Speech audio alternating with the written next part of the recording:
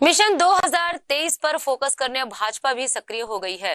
2 और 3 जुलाई को हैदराबाद में भारतीय जनता पार्टी राष्ट्रीय कार्य समिति की बैठक आयोजित करने जा रही है, जिसमें छत्तीसगढ़ के 8 बड़े नेता शामिल होंगे।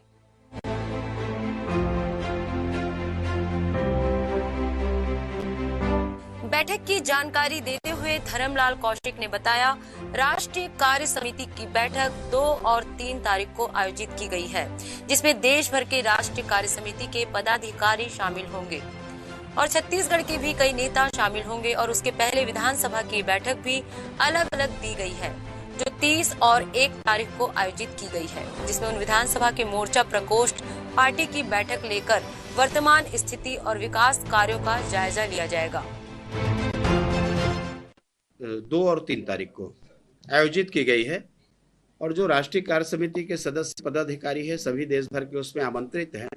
उसमें छत्तीसगढ़ से हम लोग भी जाएंगे और उसके पहले विधानसभा की एक बैठक अलग अलग दी गई है। मुझे एक विधानसभा की बैठक की जवाबदारी दी गई है। उस बैठक के लिए मैं कल रवाना हो करके 30 और 1 तारीख को उस विधानसभा के विभिन्न जो मोर्चा है, प्रकोष्ठ है, पार्टी है, उनकी सबकी बैठक लेंगे और एक जायजा लेंगे कि वर्तमान स्थिति में क्या स्थिति संगठन की है, सरकार की उसकी भूमिका प्रदेश के विकास में क्या है और एक प्रकार से समीक्षा भी होगी कि आने वाले हम 2023 और 24 में हमारी क्या स्थिति बनती है, तो उसको लेकर के एक जवाबदारी भी दी गई है।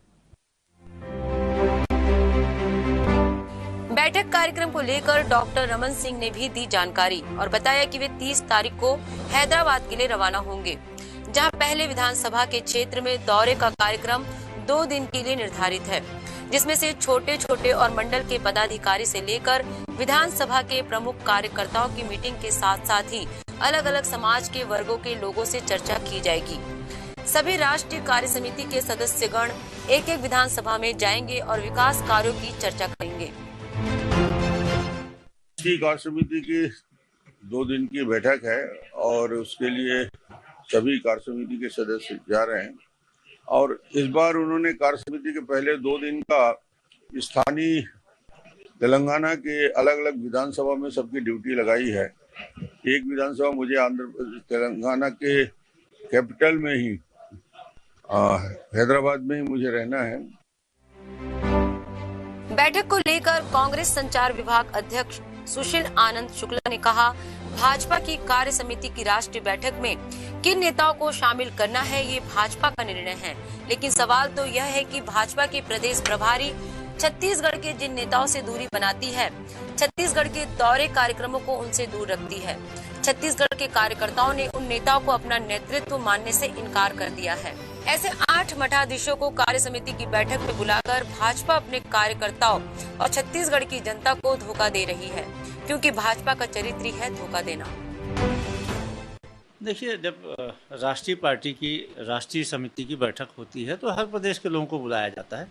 ये सामान्य बात है कि छत्तीसगढ़ से भी 5-7 लोगों को बुलाया गया है, लेकिन हकीकत यह है कि छत्तीसगढ़ के भारतीय जनता पार्टी के जो नेता हैं वो अपने आला कमान का विश्वास खो चुके हैं और इस चीज़ को स्पष्ट तौर पे भारतीय जनता पार्टी का आला कमान प्रदर्शित भी करता है। कोई उसमें छुपाव नहीं रखता है।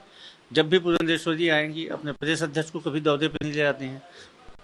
3 बार के 15 साल मुख्यमंत्री है डॉक्टर रमन सिंह जी को दौरे में ले जाने से परहेज करती हैं। रमन मंत्रिमंडल के किसी भी व्यक्ति को अपने साथ प्रेस कॉन्फ्रेंस में बैठाने से परहेज करती हैं। और यही नहीं, वो रमन सिंह जी को भारतीय जनता पार्टी का चेहरा भी मानने से इनकार करती हैं, भारतीय जनता पार्टी के प्रदेश अध्यक्ष को चेहरा मानने से इनकार करती हैं, नेता प्रतिपक्ष को भी चेहरा मानने से इनकार करती हैं। तो छत्तीसगढ़ के भारतीय जनता पार्टी के जो नेता हैं वो जनता का विश्वास तो खो ही चुके थे और अपने केंद्रीय नेतृत्व का भी विश्वास खो चुके हैं। भारतीय जनता पार्टी के छत्तीसगढ़ के सारे नेता दागी हैं। सारे के सारे नेता के ऊपर में 15 साल तक कमीशन खोरी, भ्रष्टाचार के आरोप लगे हुए हैं और ताश में 52 पत्ते होते हैं। भारतीय जनता पार्टी के 52 के 52 पत्ते दागदार हैं। वो कुछ कर लें, किसी को बुला लें, नेतृत्व परिवर्तन करके किसी को आगे रख दें, कोई फर्क नहीं पड़ने वाला है। जनता का भरोसा छत्तीसगढ़ में भारतीय जनता पार्टी खो चुकी है और जो मुझे नहीं लगता कि बहुत जल्दी अब हासिल होगा।